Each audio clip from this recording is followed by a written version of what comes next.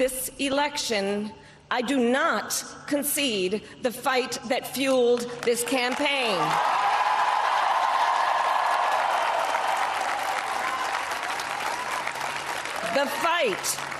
The fight for freedom, for opportunity, for fairness, and the dignity of all people.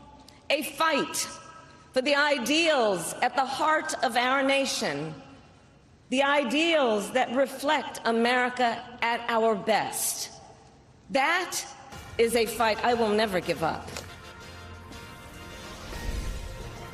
Hi again, everyone. It's now 5 o'clock in New York. Vice President Kamala Harris delivering her concession speech just in the last hour. Powerful messages for her supporters. Do not give up. The fight is not over. To the young people who are watching, it is... I love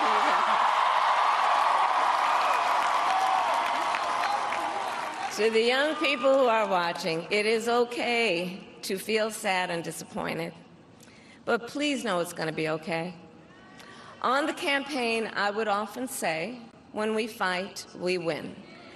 But here's the thing. Sometimes the fight takes a while.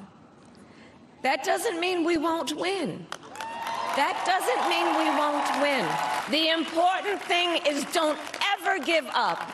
Don't ever give up. Don't ever stop trying to make the world a better place. You have power.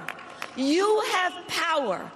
And don't you ever listen when anyone tells you something is impossible because it has never been done before. You have the capacity to do extraordinary good in the world. And so to everyone who is watching, do not despair. This is not a time to throw up our hands. This is a time to roll up our sleeves.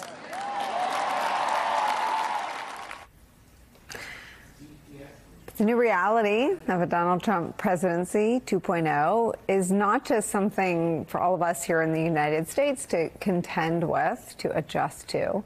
The entire world is preparing for Donald Trump's second presidency as well. What global leaders will soon have to face is America's leader, a man who has made very clear his affection, his affinity, his agreement on policy and style and tone and tenor and tactic with the world's autocrats.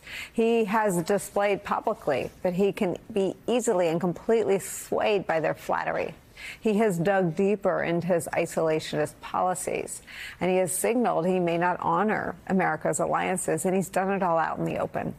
Let's not forget the warnings from those who already served with him. Here's Trump's former national security advisor, John Bolton, talking about Trump's view of NATO. He doesn't understand the alliance. He sees it in terms of America providing defense contracting services to a bunch of ungrateful Europeans who don't pay for it. And if he had his druthers, I do think he would withdraw from the alliance. I think it's a very serious risk. And it's not just NATO that is at risk today. The future of an entire nation, one of our closest democratic allies, Ukraine, now depends on a man who has criticized Ukraine, has attacked the support we have given Ukraine, and has said that he would, quote, end its war with Russia in 24 hours. Of course, there are no details as to how he would do such a thing. Among our allies across the globe, especially in Europe, an unease, deep unease and anxiety about the future of America's commitment to democracy. New York Times reports this, quote, in nations that leaned on the U.S. to defeat fascism during World War II, there is still a sense of shock that American voters have elected a felon who has promoted threats of violence against journalists and said he would use the courts and the military against domestic enemies. Quote, I don't see a great future for European democracies if there is not a strong democratic America as a rock to lean on. That was Nicole Bachran, a political scientist in Paris. More from that Times reporting, quote, but now, after witnessing his first term, the world already knows that the only certainty with Mr. Trump is uncertainty.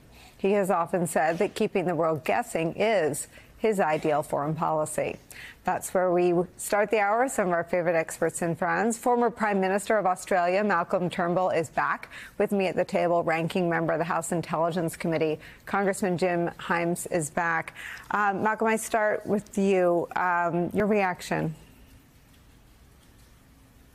Well, look, Donald Trump is very different. You know, he's different to any other US president we've had to deal with. And his disruption and uncertainty and his erratic approach is all part of his modus operandi. It's a feature, not a bug, of Donald Trump's approach to international affairs. So, yes, we are going to have to live through 4 years of greater uncertainty. And look, I suppose I'm trying to, be as balanced as I can here. Not everything Trump says, just because Trump says something doesn't mean it's wrong. And, he has been right to say that allies should lift their game and invest more in their defence. But on the other hand, if he creates the impression that America cannot be relied on or can't be counted on, all that does is encourage and empower our adversaries like Vladimir Putin, like Xi Jinping. And it also, if America is seen as being uncertain or unreliable, it will also encourage countries that are in the middle, if you like, that are not totally rusted on allies like the UK or Australia or most of the NATO members. It'll encourage other countries to hedge and perhaps move closer to our adversaries. So, there's no question from the international community's point of view, stability, certainty, predictability is a plus, but that is not part of Donald Trump's brand or his MO. Mr. Prime Minister, do you believe Donald Trump views Vladimir Putin as an adversary? Well, he's certainly fascinated by Putin. There's no, everyone, I've observed that. Everybody has observed that. So many people have commented on it. I don't think he views Putin as adversary in the same way that most of the intelligence community and defense security establishment in the United States does, to be honest. But he has a fascination with Putin. He has a fascination with other strongmen. The New York Times is right in their headline when they said America has chosen a strongman. And so Trump relates to, admires in many respects, is attracted to Xi Jinping, Vladimir Putin above all, even Kim Jong-un, for heaven's sake. What an unlikely pen pal that Trump would talk about exchanging love letters with this guy. So he's very different. So I'm saying he's a very different president, and other leaders have got to be prepared to stand their ground. Look, my point in essence, my advice to other leaders, I'm a former leader, obviously, is that the best service they can give America as a friend of America is their candor and courage and conviction in dealing with Trump. If all you do is tell Trump what he wants to hear and suck up to him, which is what a lot of people are inclined to do, you're not going to be doing your own country a service, let alone the United States, because Trump will be surrounded by yes men and sycophants inevitably. That's always a risk for any president, but especially so with Trump, and especially, I think, in his second coming.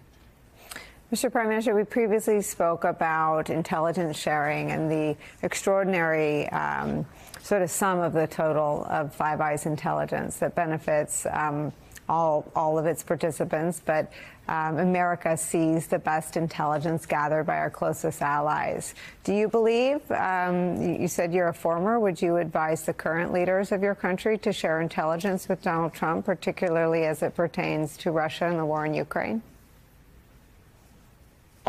Look, we don't share intelligence. Well, for a start, Australia doesn't, that's not an area where we would have a great deal of activity. You can imagine we're more focused on our part of the world. But as a general rule, the sharing between the Five Eyes intelligence agencies, particularly in signals intelligence, is about as intimate as it can be. And I don't think that will change unless circumstances give people cause to change. So, there have been times when famously in the Cold War, when the Americans were very concerned about Russian penetration in the British intelligence agencies, and there was a reluctance to continue sharing there for a period. But I think as long as you're confident the other agencies are going secure, that sharing will continue. And you've got to remember, the United States is the biggest gatherer of intelligence. So while the US benefits, say, from our intelligence, and Britain's and Canada's and even New Zealand's, the net balance of benefit is much greater for us because the US is so much bigger. Congressman Hynes, you sit on the House committee. You're the ranking member. Well, I guess we don't know who will control. A little uncertain who will control, which party will control the committee. Historically, it wasn't a particularly political body of work. In the time of Trump, it became extremely political. Devin Nunes was racing over to the White House. There was unmasking. I mean, it became a hotbed of extremely partisan activity. What are your concerns as Trump is reelected? Well, I mean, I have multiple concerns. I did live through that Devin Nunes era where he became, as chairman or ranking member and chair, sort of a tool of the Trump administration. I have a lot more confidence, I will tell you this, in Mike Turner. He's no Devin Nunes, but Mike Turner is also subject to pressure. And what we saw yesterday was that Donald Trump owns the Republican Party, lock, stock, and barrel. This is not, no incumbent is going to pull a Kinzinger again, right? You know, you step out of line, boom, you're gone. This is why, by the way, I have concerns about the filibuster in the Senate, because I think when Donald Trump decides he doesn't want the filibuster, it's gone. But with respect to intelligence, look, I think, Mike Turner and I have worked very hard together. I think he's going to be under an immense amount of pressure because at his heart, you can say a lot of things about Donald Trump. At his heart, he does not want to hear what is inconvenient or unpleasant to him. And that is precisely the intelligence community's job, to speak truth to power. So, again, we don't know which one of us will be chairman or ranking member, but that's going to be a very difficult moment if Mike continues in the chairmanship. I mean,